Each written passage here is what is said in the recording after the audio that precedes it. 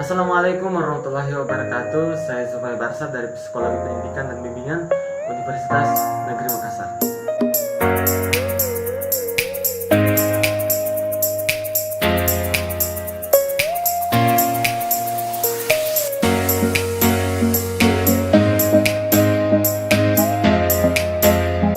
Kali ini saya akan menjelaskan sedikit tentang konseling naratif.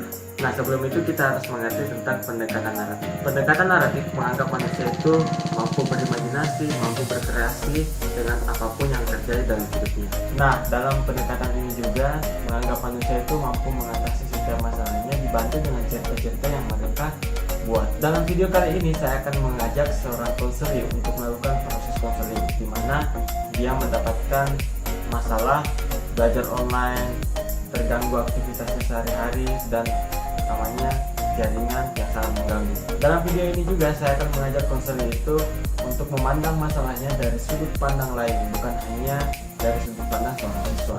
Jadi silahkan menyaksikan. Assalamualaikum Pak. Waalaikumsalam. Silakan duduk. Terima kasih Pak. Oke, bagaimana keadaan Zainur? Alhamdulillah baik Pak.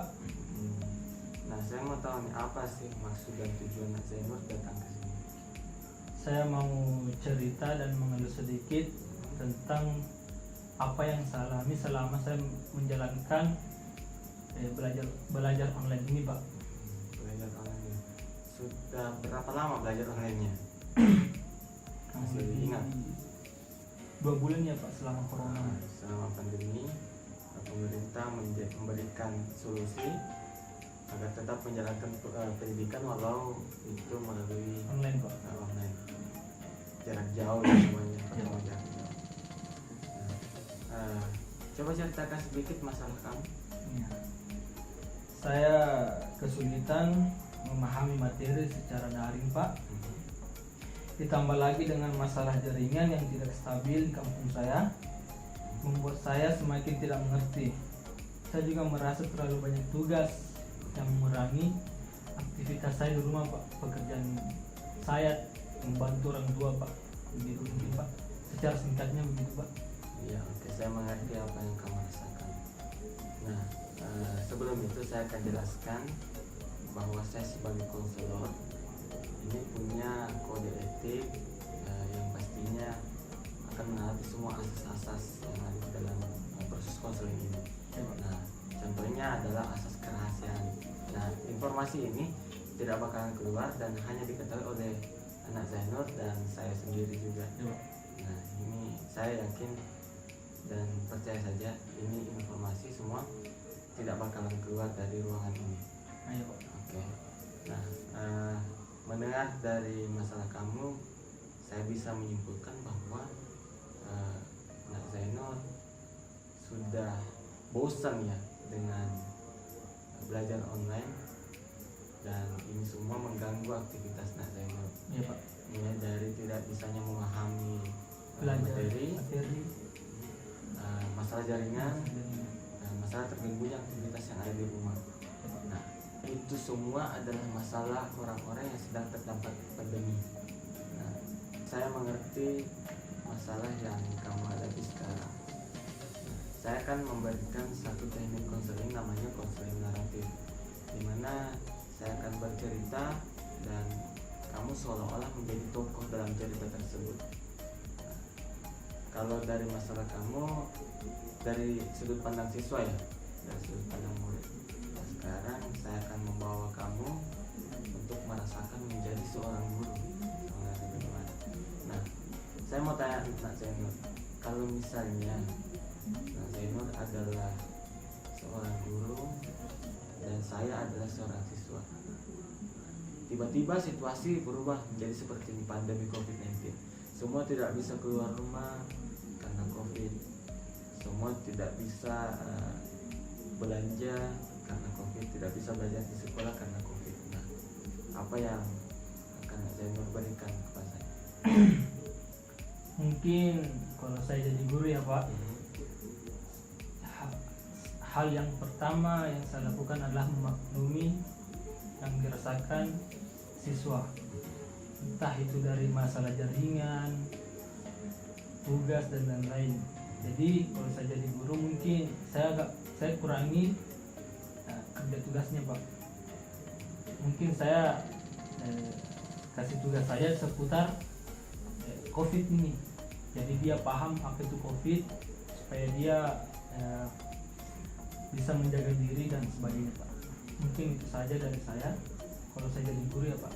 Oke, saya sudah mengerti dari sudut pandang kamu, tapi belum sampai ke tahap role modelnya. Kamu belum bisa memaknai seorang peran guru. Nah, bayangkan saja, ini kan kita sudah 2 bulan nih pandemi. Kita diberikan materi COVID, tidak bosan 2 bulan, pasti bosan ya? Benar Pak. Pasti bosan. Nah, salah satu cara untuk menilai siswa dari seorang guru itu adalah menilai tugas-tugasnya. Nah, kalau misalnya tugasnya Nazenor tidak ada, guru mau nilai apa? Nah, coba lihat dari sudut pandang seperti itu. Sebenarnya guru-guru juga sekarang lagi dilema, lagi pusing, karena mereka tahu bagaimana posisi seorang siswa, mereka tahu posisi seorang guru. Nah, kembali lagi seperti tadi, ketika tugas dari seorang siswa kurang, nah lantas apa yang dinilai oleh seorang guru? Nah, kan seperti itu. Sudah mengerti kan? Oh iya. Nah, oke. Sekarang kita ganti konteksnya lagi. Kita lebih tinggi.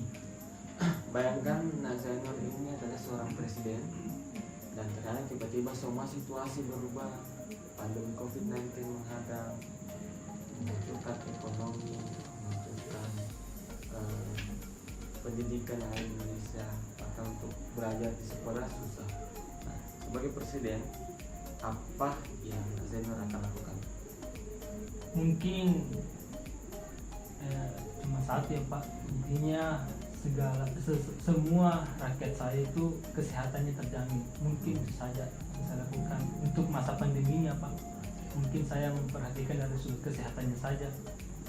Nah, kalau seperti itu berarti pemerintah kita sudah mengambil jalan yang tepat ya, karena kita sudah menjalankan pembelajaran jarak jauh, belajar online. Nah, ini yakin dan percaya inilah cara yang tepat, cara efektif untuk menghadapi pandemi COVID-19 ini. Dan inilah yang terbaik sebenarnya. Termasuk belajar online ini ya Pak. Termasuk itu, karena memang dari mana guru-guru untuk menilai? Karena sudah berjalan 2 bulan seperti ini, nah, guru juga pusing sebenarnya. Dan saya punya cerita. Sebenarnya COVID-19 ini ada positifnya juga.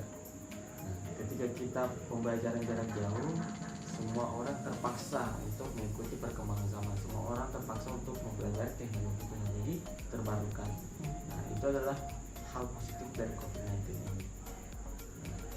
Nah, mendengar tadi cerita Nazainur menjadi seorang guru, menjadi seorang presiden, sebenarnya Nazainur sudah mengerti apa yang akan dilakukan.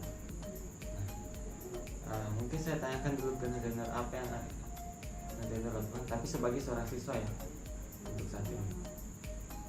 Mungkin setelah mendengar jawaban dari Bapak, saya sudah sadar ya.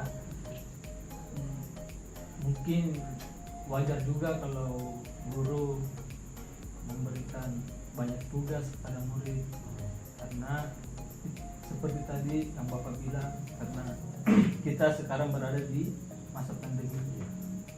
Mungkin saya sudah sadar Pak. Iya, oke. Saya sangat bangga dengan kemajuan kamu, perkembangan kamu saat ini. Nah, sebelum kita mengakhiri sesi ini, saya mungkin ada homework ya, tugas rumah untuk kamu. Nah, saya akan memberikan banyak cerita-cerita seperti tadi. Bayangkan seperti ini apa yang akan kamu lakukan. Nah, semua saya akan kirimkan di lewat WhatsApp ya. Ya Pak. Sebentar saya kirimkan, dan kita ketemu 3 hari ke depan, boleh ya? Boleh Kita Pak. tatap muka online aja. Iya Pak. Oke, kita konseling online, dan saya akan lihat jawaban-jawaban dari soal yang setelah saya berikan kepada Nazainur. Ya Pak. Oke. Iya, Pak. Jadi mungkin cukup sekian.